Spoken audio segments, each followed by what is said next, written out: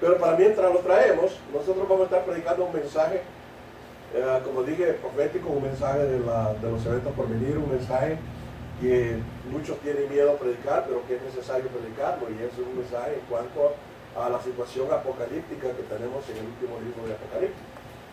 Y en esta ocasión, nosotros vamos a hablar un poco acerca del mensaje que el Señor le dio a las 7 iglesias.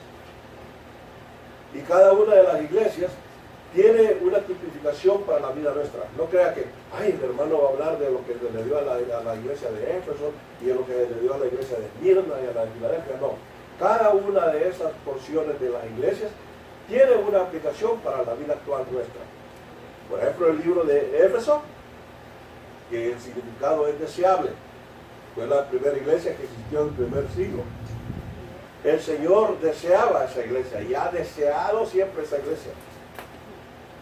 Pero la iglesia siempre paga con otra moneda, ¿verdad? La iglesia siempre paga con otra cosa al Señor. Y la iglesia nunca le corresponde al Señor como el Señor realmente quiere ser correspondido. ¿Amén? Ahora, dentro del mensaje de estas iglesias, veremos lo que la iglesia debiese de ser. Vea bien, tal vez este mensaje no va a ser tanto en cuanto a la profecía, pero sí va a ser en cuanto a lo que el Señor espera de su iglesia. Lo que el Señor espera que la iglesia sea. Porque muchos creen que la iglesia solo es venir los domingos, sentarse y volverse a ir y volver a regresar el domingo. Esa no es la iglesia. Esa no es la iglesia. La iglesia es aquella que va y trae personas, es aquella que va y ayuda a la comunidad, y es aquella que es transparente aún consigo mismo. Esa es la iglesia. La iglesia por la cual el Señor murió tiene un objetivo. ¿Amén? Y el objetivo, hermano, cuando yo estaba leyendo las epístolas a las iglesias, el Señor no les habla en cuanto a la doctrina, les habla en cuanto a la práctica. ¿Cuál es la práctica que la iglesia está teniendo hoy en día? ¿Cuál es la práctica que la iglesia está desarrollando hoy en día? Y por eso es que el Señor, cuando habla de las 7 iglesias, lo que el Señor hace es hablar de una crónica por lo que la iglesia ha pasado. ¿Amén? Ahora, vamos a contemplar el significado profético, sí lo vamos a hacer, pero veremos cómo la iglesia es afectada en 7 etapas. Fíjese que yo siempre he dicho que la matemática, perdón, la matemática tiene, perdón hermano, tengo una garganta un poco mala hoy. Los números tienen mucho que ver con la Biblia. Los números tienen, ¿por qué el Señor dio 7 iglesias? Y muchas veces nosotros no entendemos la escritura porque no entendemos el significado muchas veces de los números. ¿Entendemos? Ahora, el problema es, hermanos, que si nosotros empezamos a ver cada una de ellas, empezaremos a ver cuál es el significado que el Señor tenía en cada una de ellas. Por ejemplo, la iglesia de Éfeso fue la iglesia que empezó en el primer siglo. Fue la iglesia la que vivió en ese primer amor. Pero que habiendo vivido en ese amor, también olvidó ese amor. Yo muchas veces veo parejas que dicen, ay, pero es que éramos tan felices al principio, pero es que vivíamos en una luna de miel. Sí, pero a media vez la pasión se acabó, la luna de miel también se acaba. Y muchas veces eso sucede dentro de la iglesia también. Cuando la gente se convierte al Señor, hermanos, si quieren hasta lustrar los zapatos al pastor, pero después de que han pasado 7 o 8 meses, casualmente se le mira dentro de la iglesia. ¿Por qué? Porque el primer amor ha empezado a desvanecerse. El amor que la trajo acá ha empezado a desvanecerse. Pero ese es el cuadro de lo que realmente la iglesia del primer siglo empezó a presentar. La iglesia, cuando aquellos 3,000 y 5,000 convertidos, y que todos vendían sus cosas y las repartían entre los necesitados, eso de repente empezó a desaparecer, hermanos. Porque ese era el amor de la iglesia en aquel entonces. El amor de la iglesia era que los que tenían le daban a los que no tenían. Y empezaban ellos a vivir en una vida llena de mucho amor y de mucho gozo. Pero, hermano, cada iglesia fue teniendo, o cada etapa de la iglesia, fue teniendo diferentes propósitos. Por ejemplo, tenemos el propósito de la iglesia de Esmirna. Fue una iglesia que sufrió la persecución romana. Fue una iglesia sufrida. Fue una iglesia que a finales del siglo I y a principios del siglo IV, hasta cuando estaba Constantino el Grande, sufrió el despotismo del Imperio Romano. O sea, fue una iglesia sufrida. No todas las iglesias van a vivir en un mismo estándar, sino que todas las iglesias tienden a vivir en diferentes estándares, así como es su vida. Vea bien su vida. Hay momentos, yo siempre he dicho, cuando hay hermanos que están viviendo prosperidad, les digo, cuidadito, cuidadito.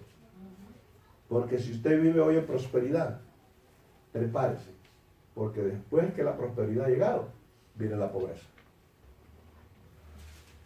Y se los he dicho a hermanos de aquí, que han estado acá, y de la noche a la mañana se han visto sin 5 centavos. ¿Sabe por qué? Porque el Señor nos hace vivir de esa manera. El Señor no solo a la iglesia, sino que a cada miembro de la iglesia lo hace vivir de esa manera. Por eso cuando usted esté en abundancia, no se jacte. Así es. No se jacte. Manténgase en silencio y empiece a hacer ahorros. Así es. Porque el tiempo de las vacas flacas viene. Claro. No solo a la iglesia, le viene a los miembros también. Porque en la iglesia de Esmirna, ¿qué fue lo que el Señor hizo? Le hizo llegar a la iglesia persecución. Pero ¿cómo es posible que el Señor hizo llegar persecución a la iglesia? Eso no es así, ¿no? Porque muchos alegan que tenemos un Dios de amor. Sí, pero se les ha olvidado que tenemos un Dios de justicia. Y yo siempre he dicho, mire, yo estaba hablando con una testigo de Jehová y me dice, demuéstreme usted que el Señor nos ha llamado a gozarnos en Él, el Señor nos ha llamado a disfrutar lo que Él nos ha dado. Y yo le dije, sí, yo no le niego nada de lo contrario, pero para poder gozar hay que sufrir. Así es. Y me dijo, demuéstremelo bíblicamente. Y yo le dije, fácil, vamos a la vida de José. Claro. Ajá. Vamos a la vida de José. ¿De quién sufrió desprecio José? De la misma familia. Y usted se queja que su hermano no lo quiere. ¿Ah? Ay, que mi mamá tiene un hijo preferido. Sí, José lo tuvo también. Claro. José fue el hijo preferido. ¿Qué fue lo que hicieron los hermanos? Mire, no me diga, gracias a Dios en mi familia no pasa eso. Mire, pasa en la mía, en la de mi esposa, en la de todo el mundo. Siempre hay un hijo preferido. Siempre hay un hijo preferido. Perdón. Pero el problema es que en la escritura también sucedió. José fue un hijo preferido. ¿Qué fue lo que creó en los hermanos? Envidia, odio. ¿Ah? ¿Por qué? Porque el padre una vestimenta de colores. ¿Ah? Que si hubiera estado en la época de hoy hubiera dicho que era homosexual porque era de varios colores. ¿Ah? Y siempre él tenía el privilegio de supervisar a los hermanos. ¿Y qué fue lo que los hermanos hicieron? Dijeron, démosle matacán, dijeron. Démosle, porque este es una piedra en nuestro zapato. ¿Y qué fue lo que hicieron? Dijo uno de ellos, no lo matemos, no es para tanto. Vendámoslo. Ahora, mire cuántas veces la familia lo ha vendido a usted. Hágale cuento. ¿Cuántas veces los mismos hijos lo venden a uno? ¿Ah? ¿Ah? ¿Cuántas veces los hijos lo desprecian a uno, hermano? Y uno como padre, ¿qué tiene que hacer? Tiene que tragárselo. ¿Sabe por qué? Porque ese es el plan de Dios. Así es. Dios tiene que transformarlo a usted para que usted pueda ser útil para otros el día de mañana. Así es. Amén. Gracias, Señor. Ayer iba con la hermana Gloria, ya que no quiso venir conmigo regreso, pero iba conmigo. Se me había olvidado. Y ella iba diciendo, es que el Señor lo hace pasar a uno todas estas cosas para abrirle los ojos. Y yo dije, ha leído mi mensaje. Porque es cierto. Hoy ella puede aconsejar a una mujer que esté pasando por los mismos problemas que ella ha pasado.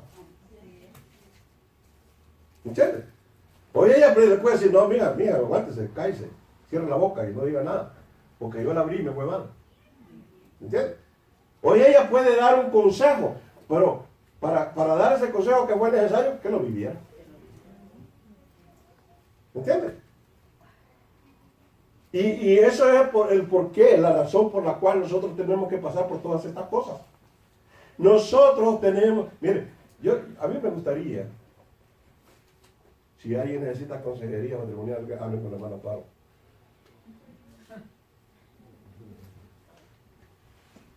No, pero es que desgraciado tiene que pagar. Hable con la hermana Pablo.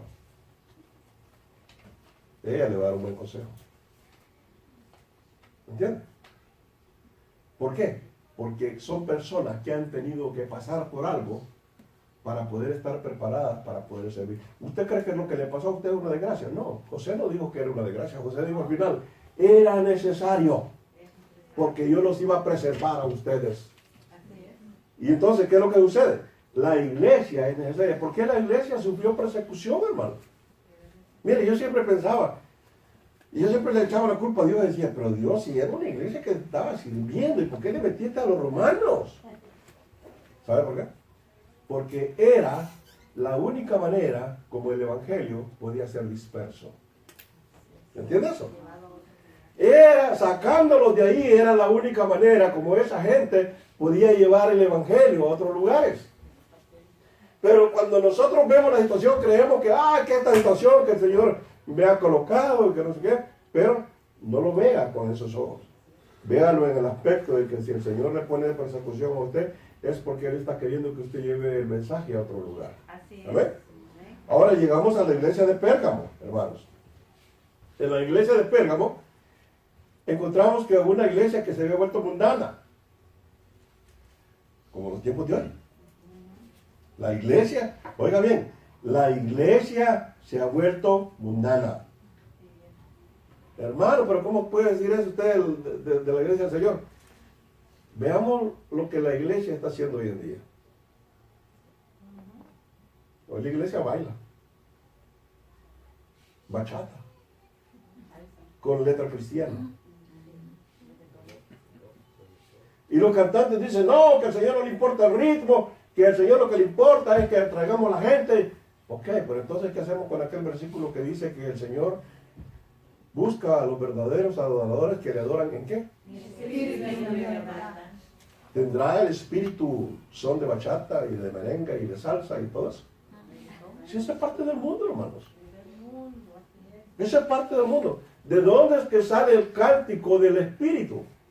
Del corazón.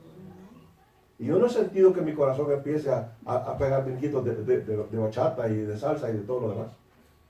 Yo no he sentido eso, o lo ha sentido usted. Pero sí he sentido que cuando yo pongo mi espíritu delante del Señor, el Señor me llena y me inunda. Eso sí lo he sentido.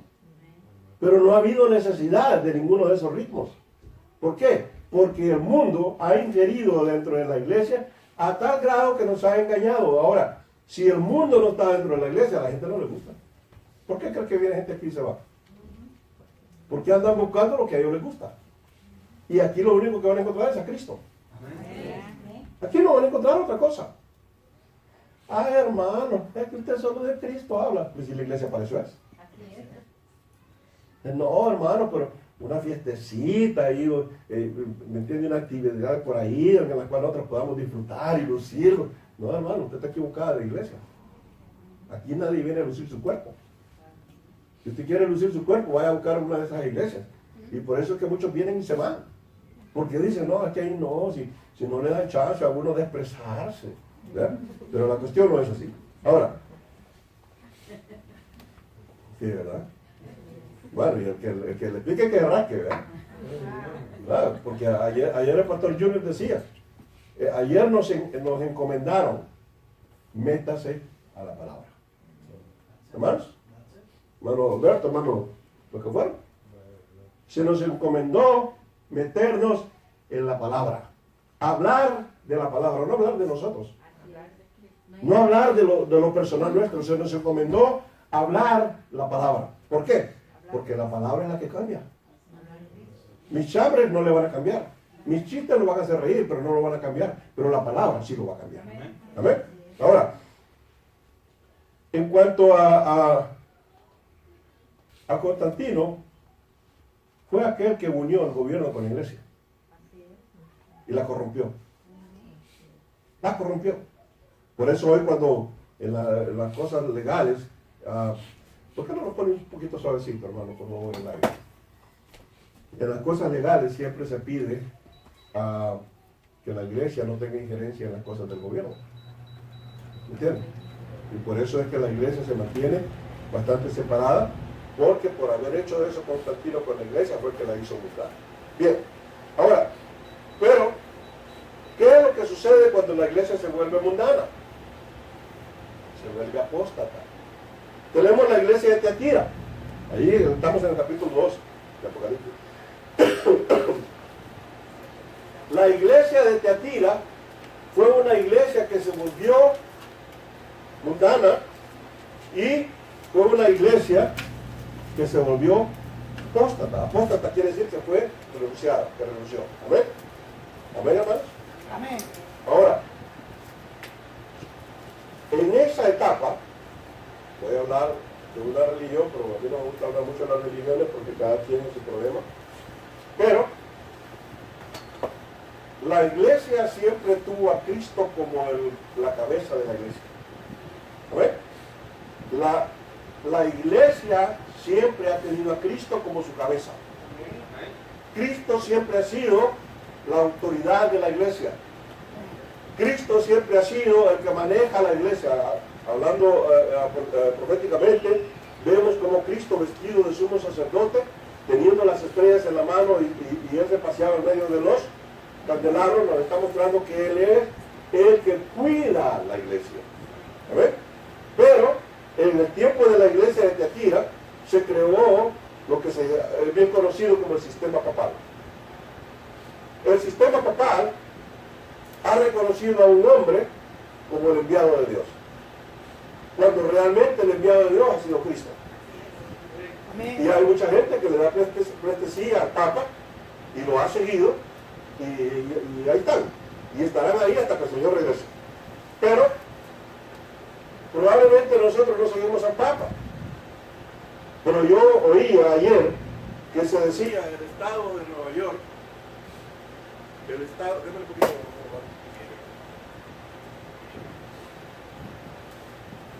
el estado de Nueva York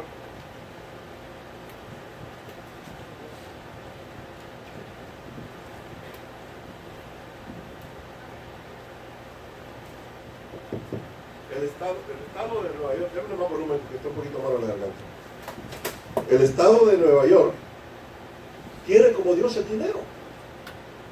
Mire, lo voy a decir y lo siento si se molesta, pero tengo que decirlo. Aquí hay gente que no está porque sacrifican el día del Señor para ir a trabajar. Aquí hay gente, mire, que no está y saben que el día domingo es el día del Señor y esperan prosperidad de parte de Dios. Esperan que el Señor les bendiga cuando ellos sacrifican lo que a Dios le corresponde. ¿Cree usted que Dios va a bendecirlo de esa manera? Alguien, la hermana venía contando de una persona. Es dueño de mecánica, ¿verdad? Hermana Alicia. Es dueño de un taller mecánico. Y cuando la gente lo va a buscar el día domingo, le dice, no, yo el día domingo no trabajo porque el día que voy a la iglesia.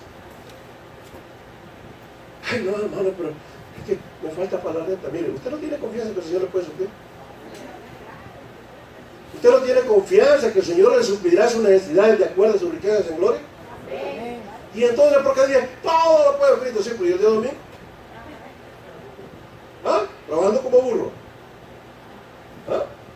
El día domingo, todos los días son del Señor, pero el día domingo es donde la iglesia se congrega para glorificar al Señor. Este día hay millones de gente congregándose para glorificar al Señor.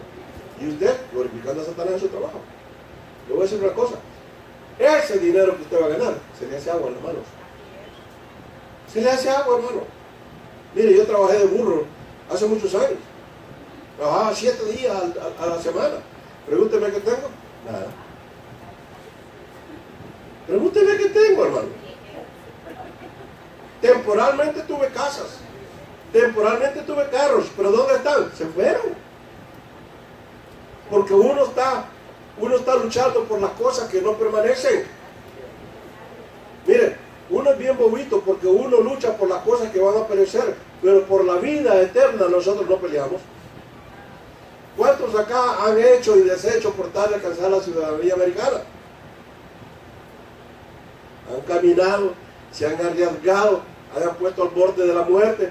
¿Por qué? Porque querían alcanzar una ciudadanía de un país que va a desaparecer. ¿Cómo es que por el reino de Dios, por las cosas eternas, usted no se preocupa? A nosotros se nos ha mandado a decirle a usted, preocúpese por las cosas eternas, no por las cosas temporales. Hermano, las cosas temporales pasarán, pero no las eternas. Las eternas, usted no sabe el día que va a morir. Hace poco ha muerto un pastor del tabernáculo. Yo estaba leyendo un comentario que decía, pero qué tremendo, ayer estuve platicando con él y hoy está muerto. Lo mataron, a pandillas. Uno nunca sabe, hermano. Uno nunca sabe cuándo va a aparecer, cuándo va a ser sorpresa y decir, mira, y el hermano tan frondoso que se miraba y mira, se fue. Usted no lo sabe. Mi esposa tuvo una experiencia, no la voy a contar porque es lengua real, pero la comenté con una persona que conozco y me dijo, eso se debe a que usted está descuidando su oración antes de dormir. Yo le comenté a mi esposa. Yo le dije tenemos que tener una oración más continua antes de dormir. Porque por causa de que nosotros no nos encomendamos continuamente al Señor, estamos padeciendo los ataques que el enemigo quiere darnos. Y usted de repente dice, ay, pero ¿por qué me pasó esto? Ay, pero ¿por qué me pasó aquello? Porque usted no ora. ¿Cuánta oración hay en nuestra vida, hermanos? ¿Por qué es que entramos a la vida mundana?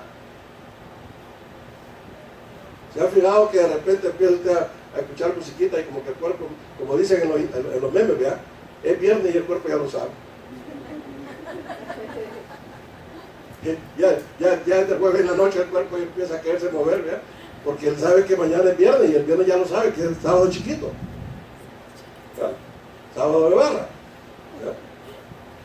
Pero, ¿cuánto el Espíritu nos está demandando vida de oración?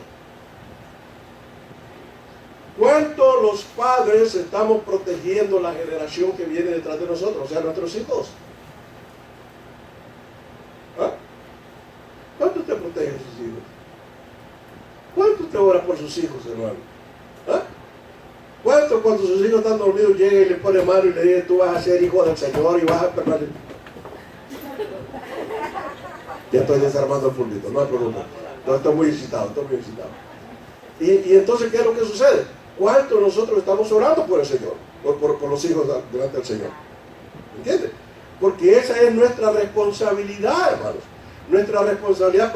Si usted cree que ha tenido familia para poderle dar, es que las mujeres son bobas. Disculpe que diga esto, pero son bobas. Ay, le voy a dar un hijo a mi marido. No, usted está dando un hijo porque Dios quiere darle un hijo, porque Dios le está dando una iglesia a usted. Ese es el propósito de los hijos. Ay, no me importa tener 8, le voy a dar uno más. Hermano, es porque el Señor quiere que usted los tenga. No es que porque usted le está dando gusto a su marido. ¿Amén? Amén, mujeres. Los hijos vienen porque son herencias de Jehová. ¿Ah? Y el que no tiene muchos, alguien me dijo, hermano, ¿y usted cuántos hijos tiene en total? Y yo le dije, ¿adentro o afuera? Y me siguió la broma, me dijo, afuera. Bueno, hasta ahorita son 9, le dije yo, sí, ¿verdad? No le puedo creer que usted, un siervo del Señor, tenga 9 hijos por fuera. Y esto que no le he echado en cuenta lo que me he olvidado, le dije. ¿Ya? Y muchas veces, hermano, nosotros no estamos conscientes de lo que hacemos. No estamos conscientes. Mire, ¿cuántos acá están en la iglesia y están conscientes de que la iglesia es del Señor? Ay, no, es que yo tengo que ir a la iglesia porque el cuerpo me lo demanda. La conciencia me acusa. No, la conciencia me acusa del pecadote que le he echado. Pero bien, el mundo, hermano, el mundo es aquel, mire, ¿sabe una cosa que me da risa? Y lo voy a decir, perdonen hermanos que vienen aquí de El Salvador o de cualquier otro país.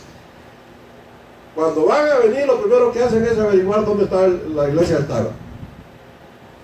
Ya, empiezan a comunicarse conmigo, hermano, que yo voy a estar ahí, voy para los Estados Unidos, y que quería ver dónde estaba ubicado el tabernáculo, porque yo no puedo dejar de congregarme, porque yo aquí vivo congregándome, sirvo al Señor, y soy de esto, y soy del otro, y soy de aquí, y soy de allá, y me ponen la misma rabia. Y yo le digo, bueno, pues hermano, estamos aquí en la ciudad tal, en la ciudad de Baldwin, y ya saben, estamos esperándole, cuando usted quiera venir, pues aleluya, aquí estamos esperándole. Vienen una vez, después me hablan y me dicen, hermano, me dicen que no voy a poder ir este domingo porque ya conseguí trabajo. Ok. ¿Y qué día trabaja, hermano? Hoy trabajo de domingo a viernes. Ok. Y ya nunca más se vuelve a saber de ellos. Entonces digo yo, ¿cuál es lo que hay acá de conocimiento en cuanto a la iglesia? Miren, no es que yo quiera forzarlo a venir, pero sí quiero forzarlo que entre a la vida eterna. Porque dice que el reino de Dios, solo los valientes lo matan. Yo le decía a la hermana, este hermano que cierra los domingos, de seguro que el día siguiente le llega más trabajo. Sí, así es, le llega más trabajo. Yo recuerdo a la hermana Gloria. La hermana Gloria tuvo que renunciar a ciertos trabajos y más trabajo le llega. ¿Pero por qué? Porque son personas, trust in God, que creen, ya me hice gringo, que están creyendo en Dios, hermanos. Que el problema es que a uno se le olvida el español y se le olvida el inglés. Le queda mudo uno ya después. Pero son personas que son capaces de creer en Dios, hermanos. De probar a Dios, de decir, Dios mío, si yo no hago esto, se ve lindo, se ve precioso, pero Señor, no me conviene porque me quita el día que tengo que asistir a las reuniones de los santos.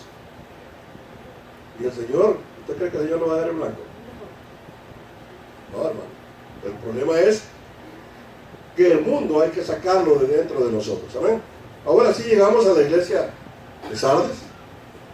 La iglesia de Sardis está ahí mismo en el capítulo 2. ¿Amén?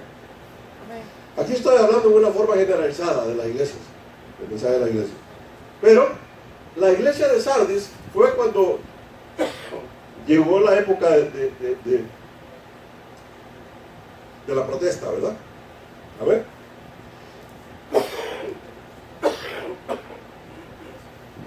Perdón, hermanos. O sea, lo que es muy conocido como la Reforma. ¿Ok? Cuando llegó el que clavó las tesis en la puerta y dijo que la salvación era por fe, no por obras. O sea, todos estamos acá porque creemos. ¿Amén? Si usted no cree, usted está perdido. No es por obras. Ay, no, yo voy a ir el domingo porque el hermano mire que yo estoy ahí. No, hermano, no es por obras. Es por fe. Miren, ¿sabe una cosa que a mí me ha quitado siempre del Señor? Vino el Señor una vez y encontró 2 ciegos. ¿Cuál fue la pregunta que el Señor le hizo a los ciegos? Él les dijo, ¿qué queréis que os haga? ¿Y cuál fue lo que ellos dijeron? Queremos poder ver. Y el Señor les dijo, ¿creéis que puedo hacerlo? Y ellos dijeron, sí creemos. Eso es todo lo que usted tiene que tener. Usted no necesita romperse las rodillas, usted no necesita muchas cosas que cristianamente hacemos. Sencillamente necesitamos creerle a Dios. El que está en necesidad, el Señor tiene un versículo. Dios pues suplirá todas mis necesidades de acuerdo a sus riquezas en gloria. Y a los hermanos muchas veces les da risa porque yo les digo, tócale la puerta, Señor. No es que no le contesta, usted está tocando la puerta equivocada. Usted tiene que tocarle la puerta correcta. Tenemos un Dios de puertas. Usted tiene que tocar la puerta correcta y decirle, Señor, disculpe, Pero ahí usted escribió un versiculito en la Biblia, en la cual dice que no hay justo que mendigue pan. Y dice que usted suplirá todas las necesidades nuestras de acuerdo a sus riquezas en gloria. Y también dice otro versiculito por ahí, dentro de ese librito que nos ha dejado, que dice que todo el oro y toda la plata le pertenece a usted. Y también dice que todo aquello que le confiesan con la boca y creen en el corazón son hijos suyos. Y yo todo eso ya lo hice. Así que me considero su hijo y yo vengo delante de usted a pedirle como hijo a padre que supla mis necesidades. Pero el problema es que muchas veces no lo creemos. Y ese es el problema. Amén. Ahora, y ahí es donde protestamos, porque el Calvino cuando hizo la protesta, él hizo claro que era por fe la cuestión. Pero aquí cuando el Señor no nos responde, ¿qué es lo que hacemos? Nos vamos para el mundo. Mire, cuando el Señor no le contesta a la gente, que la gente se va.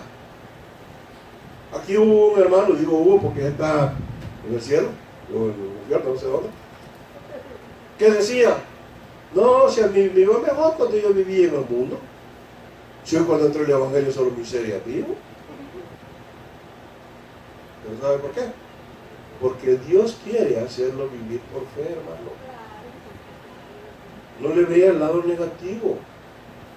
No le vea el lado, ay no hermano, pero es que tan duro que eso del Evangelio, imagínate, Dios lo hace aguantar hambre a uno. Hermano, usted aguanta hambre porque quiere.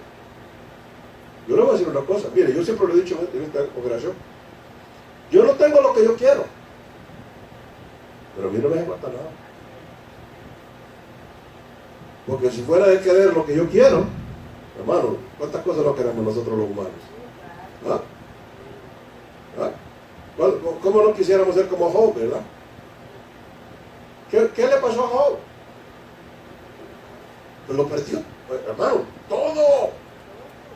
Dice que estaba tirado en ceniza porque hasta la sarna le había, perdón, le había llegado.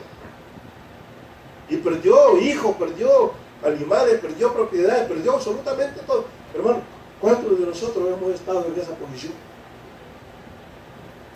Yo le digo, yo estuve en esa posición. Porque cuando el Señor lo llama a uno, le arranca todo. Hermano, le arranca todo. Mire, con Job nos dio la muestra. Y usted llora porque le quitaron el carro. Y usted llora porque le quemó la ropa. Es que era de marca, hermano. ¿Por qué no? ¿Ah? ¿Qué importa? ¿Ah? Solo ropa. ¿Usted cree que este piel cardán? No, hermano. Hay que ir a Jamaica a buscarlos. ¿Ah? Claro que se ve bonito. A mí me decía chiste porque yo les decía, ¿cuánto vale el perfume? $80, hermano. Le digo, mi esposa, ya lo puedo traer yo. Traí una canastada de perfumes de la misma marca por $20. ¿Y dónde los consiguió, hermano? En el flea market. Ah, yo no voy allí, hermano, como que no, yo voy allá a Laura Ladies y todo eso. Nordstrom, Macy's. Hermano, si quiere le vendo, ahí está un montón. ¿Ah?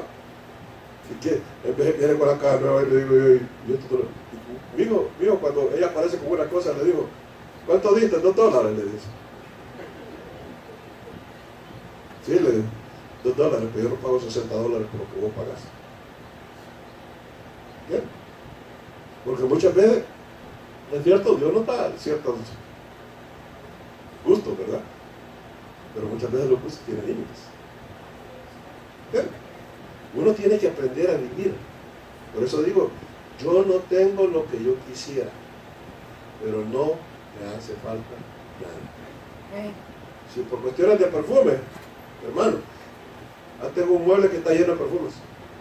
Tal vez por el 2030 me lo voy a acabar. Camisas, ay hermano, tengo una percha llena de camisas. Y porque la hermana Gloria está trayendo camisas también, tengo otra percha por ahí que llena de camisas. O sea, a mí no me da pena, hermano. ¿Sabe por qué? Porque Dios provee de esa manera. Mire, yo he ido a iglesias a predicar y al final de la predicación la iglesia siempre le da a uno una ofrenda. Y yo muchas veces no he recibido ofrenda de muchas iglesias. Y si las he recibido, las vuelvo a poner en el lugar de las ofrendas. Y cuando yo ya me voy, hay hermanos que se me acercan y me dicen, hermano, bienvenido. Y yo digo, yo ya sentí que hay algo diferente ahí. Y muchas veces me dan mucho más de lo que la iglesia me iba a dar. ¿Sabe por qué? Porque el Señor así provee. Hay muchos que predican para que les den. Yo no predico para que me den. Yo no predico para que me den. Es más, cuando yo voy a un lugar y le digo, mira hermano, yo no vine a predicar para que me dieras. Y me dice, no hermano, quédate, tranquilo, quédate con ellos. No, le digo yo, tómalo, no, quédate con él. O sea, no voy a ver cuánto esta iglesita me da, porque venían unos pastores de Israel, no voy a decir el nombre, pero llegaba a las iglesias y decía, al final del culto decía, qué iglesia más miserable, 500 pesos me dio. ¿No? Porque hay muchos que predican el evangelio por ganancia, pero no porque realmente estén llevando el mensaje del Señor. El Señor quiere que la iglesia predique su mensaje sin costo. El Señor dice, compra la verdad y no la vendas. ¿No? Ahora, tenemos también asimismo la iglesia de Filadelfia. ¿Qué es lo que la iglesia de Filadelfia nos representa? Es la iglesia aquella que está tratando de recobrar todo lo que el Señor ha estipulado. Ayer para mí fue muy grato escuchar al pastor Junior que nos esté encomendando meternos en la palabra para poder dar la palabra, porque es la palabra la que nos va a cambiar. Para mí fue un mensaje tremendísimo. Les sé decir, a mí el hermano Jorge me dijo, ¿usted cómo se siente en las expectativas a este seminario? Yo le dije, hermano, si van a dar lo mismo que han dado en todos los seminarios, para mí no hay expectativa. Y iba sin expectativa. Pero cuando yo empecé a escuchar el mensaje y empecé a escuchar los puntos, los parámetros que estaban hablando, dije yo, wow, esto es interesante. Y al final, la última conferencia, él fue claro. Y dijo, si usted no da palabra, no espere que la gente cante. Porque lo único que realmente nos va a cambiar es la palabra del Señor. Pero para poder vivir en la palabra del Señor, el que la lee tiene que estar dedicado a la palabra, para poder dar algo de la palabra. Si nosotros no sacamos algo de la palabra, no podemos dar absolutamente nada y venimos a hablar bobadas, que la mayoría de los líderes es lo que hacen. Anteriormente yo había dicho, hermano, si usted no se alimenta de la palabra, usted no tiene nada que dar. Y tiene que empezar a hablar de fábulas, y tiene que empezar a hablar de chistes, y tiene que empezar a hablar de experiencias viejas, y tiene que empezar a hablar de muchas cosas. Pero cuando usted se alimenta de la palabra, usted tiene algo fresco que dar. Y cuando usted tiene algo fresco que dar, puede tocar el espíritu de las personas. ¿Entienden? Mire, yo no soy muy dado así a brincar y a toda la cuestión en el púlpito. Pero cuando yo recibo luz de la palabra, a mí me da regocijo. Y me hace sentirme como cuando usted está contando una película a colores, ¿se ha fijado? O cuando usted cuenta la novela. Ay, ¿verdad? Ay, hermano, que ando buscando al Señor de los cielos. Sí, pero es la novela. Es el que anda buscando usted de los cielos, en la novela. Y ya lo quieren apantallar a uno, buscando al Señor de los cielos. Amén. Ahora, vea bien una cosa. En la palabra de la iglesia de Filadelfia hay una verdad que está abierta. ¿Sabe usted eso? Hay una verdad que está abierta. Hay una verdad que nadie puede cerrarla. Es una verdad que está ahí. Y solo a lo que el Señor les da potestad de poder ver esa palabra, pueden sacarla. El Señor quiere recobrar su iglesia conforme a lo que Él estipula, no conforme a lo que el hombre estipula. Hay muchas iglesias, sí, muchas iglesias, pero muchas iglesias son de hombre. Son iglesias con leyes humanas. Son iglesias con percepción humana, no con la divina, hermano. ¿Qué es lo que el Señor quiere de ustedes? ¿Qué es lo que el Señor quiere de nosotros? Sencillamente que le creamos, que le amemos, que le sigamos. ¿Entiendes? Eso es lo que el Señor espera de cada uno de nosotros. Y hermano, esa puerta abierta que está en la iglesia de Filadelfia no se va a cerrar hasta que el Señor venga. Esa puerta solo la encontrarán aquellos que realmente anhelan al Señor. Yo oía ayer el pastor Junior que decía: estamos ordenando chinchitarepate. ¿Qué significa eso? Que el hecho que uno se ordene de pastor no implica que es llamado del Señor. Tenemos que aprender a ver esa diferencia. La diferencia es cuando una persona es llamada del Señor, da Cristo. Pero cuando una persona no es llamada del Señor, da entretenimiento. Amén. Amén. Amén. O ya me lo dormí. Amén. Estás despiertito, ¿verdad? Ahora, y al final vemos, hermano, la iglesia de la Odisea, que es una sombra de lo que se encontró. ¿Qué es lo que se encontró? La verdad. Se encontró que el Señor quiere restablecer su iglesia, que el Señor quiere que la iglesia vuelva a ser como al principio, aquella iglesia que ha perdido su primer amor. Miren, a mí me da lástima muchas veces, y en veces me siento incómodo cuando yo tengo que preparar tantas cosas para poder traer una palabra, y hay hermanos que aparecen, hermanos que tenían 3 semanas de no venir, y los que estaban viniendo dejaron de venir, y vienen otros hermanos y otros dejan de venir, y digo yo, ¿qué está pasando con este pueblo? Este pueblo ha dejado de amar a su Señor. Este pueblo ha dejado de extrañar a su Señor, hermanos. Este pueblo ha dejado de desear a su Señor. ¿Cuál es la causa, hermano? Pueden ser 2 o 3. O el mundo se ha incorporado a usted por su primer amor a muerte. Su primer amor a muerte. Y esas son las cosas que nosotros debemos valorizar delante del Señor. ¿Por qué estoy yo acá? ¿A qué he venido? He venido realmente a encontrarme con el Señor por la costumbre en la que me ha traído. ¿Ah? Hermanos, nosotros estamos como los reos. Cuando están en la cárcel quieren oír palabra al Señor. Cuando salen de la cárcel ni me acuerdo quién eres. Usted está libre, pero está preso de sus pecados.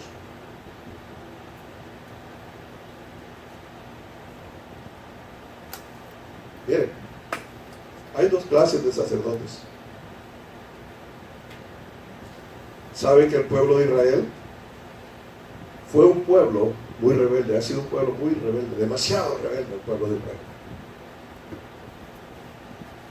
El Señor quería que todo el pueblo de Israel fuera un pueblo de sacerdotes.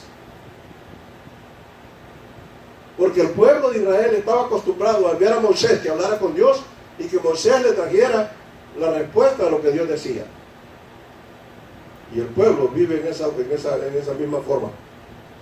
No, hermano, vaya usted con Dios porque a usted Dios le escucha.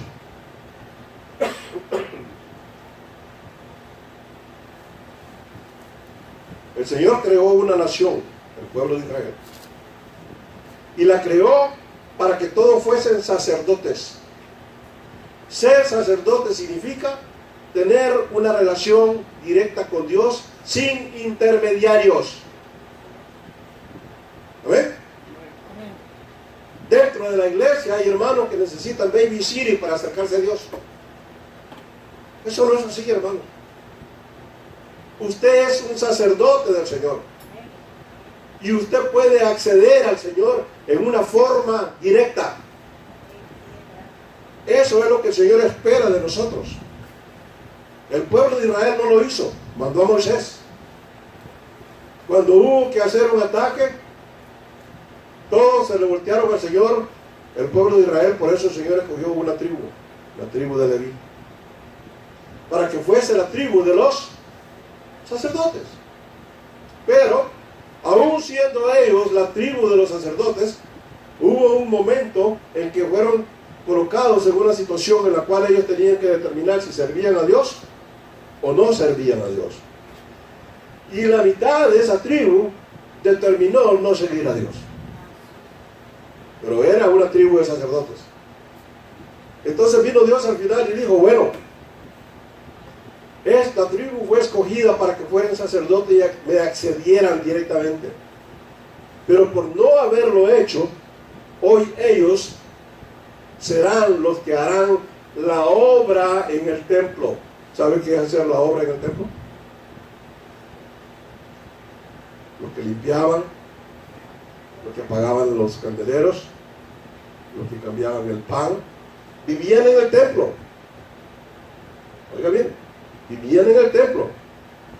Pero estaba la otra mitad de los que obedecieron a Dios, y ellos eran los que ministraban directamente a Dios.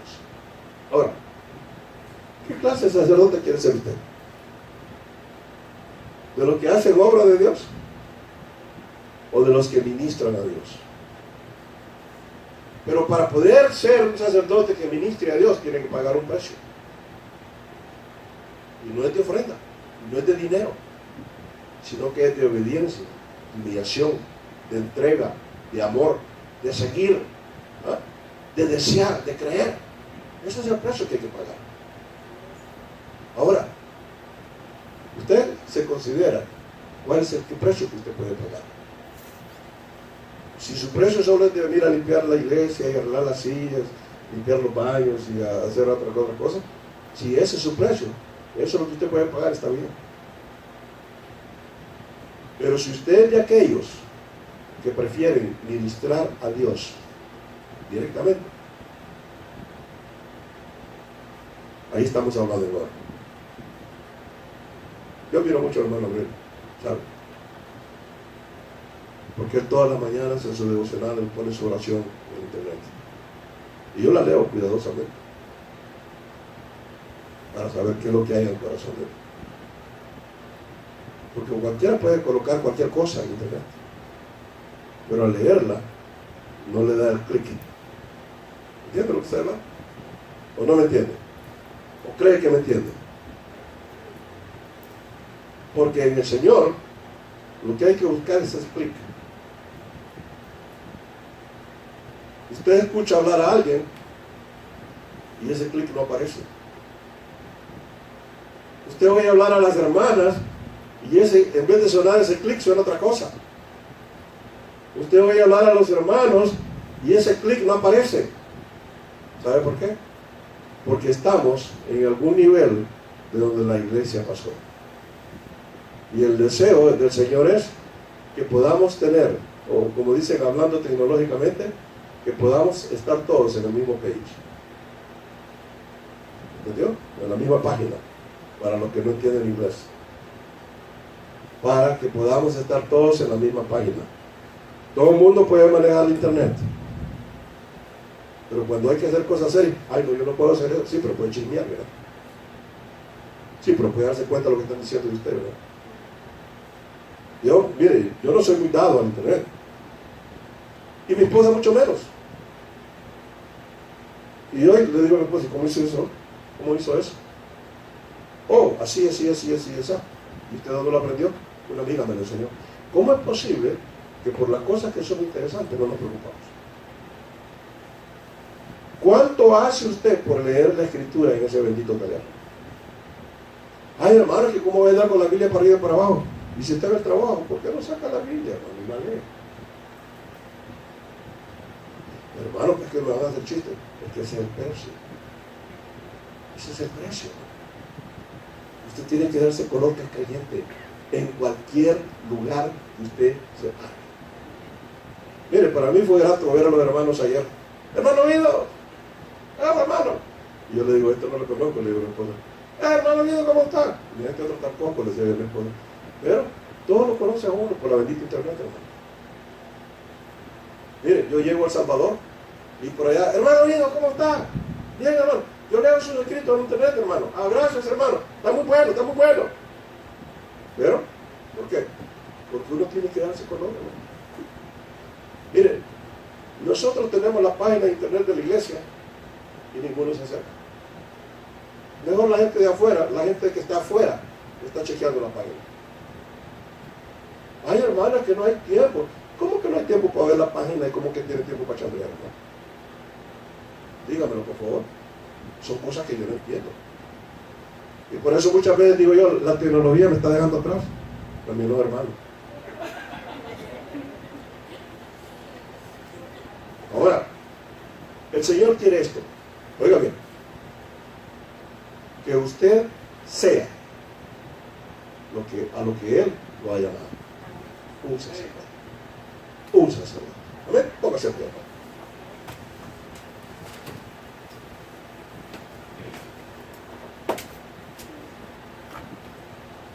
Hay un cántico que se llama Somos linaje escogido. Los hermanos que se lo pueden, hermano, búscame por favor si está. Somos linaje escogido.